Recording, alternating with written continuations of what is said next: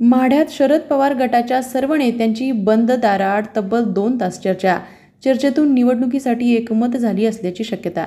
लोकसभा निवडणूक झाल्यानंतर विधानसभा निवडणुकीचे धुमशान सगळीकडे चालू झाले असून लवकरच निवडणुकीची आचारसंहिता सुद्धा लागण्याची शक्यता असून माढा लोकसभा मतदारसंघामध्ये राष्ट्रवादी काँग्रेस शरदचंद्रजी पवार गटाने लोकसभेची जागा स्वतःकडे आणत या मतदारसंघामध्ये पुन्हा आपली ताकद दाखवून दिली आहे.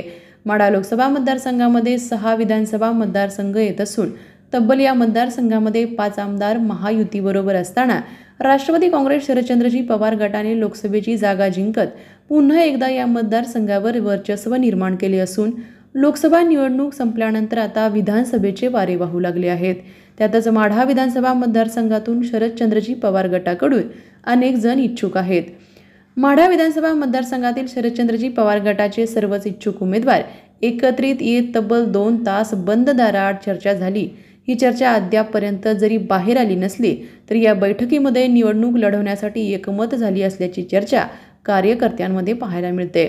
यापूर्वी विधानसभा निवडणूक लढवताना या मतदारसंघामध्ये अनेक जण निवडणुकीला सामोरे जात असल्यामुळे आमदार बबनदादा शिंदे यांना प्रत्येक निवडणुकीत याचा फायदा मिळाला असून यापुढे शरदचंद्रजी पवार गटाकडून एकच उमेदवार देऊन सर्वांनी त्याच उमेदवाराचं काम करण्याचं काही दिवसांपूर्वी टेंभुर्णी येथील महादेव मंदिरात ठरले असून लगेचच पुन्हा एकदा सर्वच इच्छुक उमेदवारांनी बंद दाराआड तब्बल 2 तास चर्चा केल्याने विधानसभा निवडणुकीची तयारी केली असल्याची चर्चा सध्या पाहायला मिळत आहे.